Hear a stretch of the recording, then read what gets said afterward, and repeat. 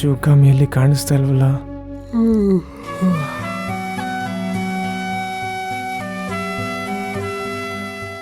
ಅಶೋಕ್,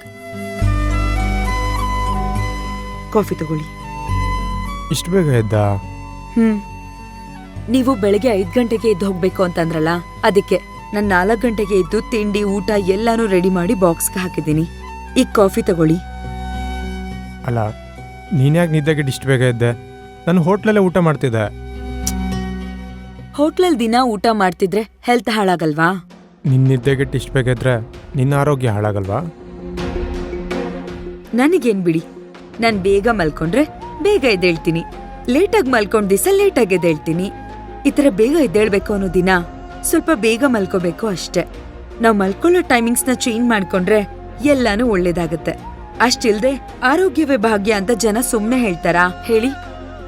ಸರಿ, ಒಂದು ಕೆಲಸ ಮಾಡು. ನಾಳೆ ಬೆಳಿಗ್ಗೆ ನೀನು ಎದ್ದೇಳೋವಾಗ ನನ್ನನ್ನು ಎಬ್ಸು.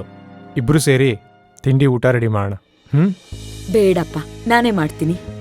ಇಲ್ಲಮ್ಮ, ನಿನ್ನೊಬ್ಳಿಗೆ ಕಷ್ಟ ಆಗತ್ತೆ. ಏನೂ ಕಷ್ಟ ಆಗಲ್ಲ.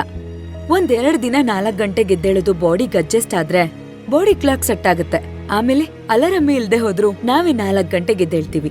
ನೀವ್ ಆರಾಮಾಗಿ ಕಾಫಿ ಕೊಡಿರಿ ಅಶೋಕ್. ನನ್ ಬಗ್ಗೆ ಏನೂ ತಲೆ ಕೆಡ್ಸ್ಕೋಬೇಡಿ. 4 ಗಂಟೆಗೆ ಎದ್ದೇಳೋದು ಒಳ್ಳೆ ಅಭ್ಯಾಸನೇ, ಬಾಡಿಗೂ ಒಳ್ಳೇದು. ನನಗೆ ಇದೆಲ್ಲ ಫಸ್ಟ್ ಟೈಮ್ ಎಕ್ಸ್ಪೀರಿಯನ್ಸ್ ಆಗ್ತಾ ಇರೋದು. ಏನೋ ಒಂಥರ ಮಜಾ ಇದೆ ಇದ್ರಲ್ಲಿ. ಹೇಗಿದ್ದವಳು ಹೇಗಾದೆ, ಮಹಾರಾಣಿ ಥರ ಇದ್ದವಳು ನೀನು. ರಾತ್ರಿ 12 ಗಂಟೆ 1 ಗಂಟೆಗೆ ಮಲ್ಕೊಂಡು ಬೆಳಿಗ್ಗೆ 9-10 ಗಂಟೆಗೆ ಎದ್ದೊಳ್ತಿದ್ದೆ. ಎದ್ದಿದ ತಕ್ಷಣ ಬೆಡ್ ಪಕ್ಕದಲ್ಲಿ ಕಾಫಿ ರೆಡಿ ಆಗಿರ್ತಿತ್ತು. ನೀನು ರೆಡಿಯಾಗಿ ಮೆಟ್ಲು ಹಿಡಿತಿದ್ದಂಗೆ ಕಮಲಮ್ಮ ರೂಪ ಬಂದು, ಅಮ್ಮವ್ರೆ ನಿಮಗೆ ತಿಂಡಿ ಬೇಕಾ, ಅದು ಬೇಕಾ, ಇದು ಬೇಕಾ ಅಂತ ಎಷ್ಟು ಚೆನ್ನಾಗಿ ಸೇವೆ ಮಾಡೋರು. ಹೋಗ್ಲಿ ಬಿಡಿ ಅಶೋಕ್, ಅದನ್ನೆಲ್ಲ ಇವಾಗ ಯಾಕೆ ನೆನ್ಸ್ಕೋತೀರಾ? ಕಮಲಮ್ಮ ರೂಪನ ನೆನ್ಸ್ಕೊಂಡ್ರೇನೆ ಬೇಜಾರಾಗತ್ತೆ. ಅದಕ್ಕೆ ಅದ್ರ ಬಗ್ಗೆ ಮಾತಾಡೋದೇ ಬೇಡ. ನಾನು ಹೇಳಿದ್ನಲ್ಲ, ನೀವೇನು ಯೋಚನೆ ಮಾಡ್ಬೇಡಿ. ನನ್ಗೀ ಬದುಕು ಏನೋ ಒಂಥರ ಸಂತೃಪ್ತಿ ತಂದ್ಕೊಟ್ಟಿದೆ. ನೀವ್ ಕಾಫಿ ಕುಡ್ದು ರೆಡಿಯಾಗಿ ಬೇಗ. ಅಪ್ಪಪ್ಪ, ಈ ಚಳಿಲ್ ತಣ್ಣೀರ್ ಸ್ನಾನ ಹೇಗ್ ಮಾಡೋದು?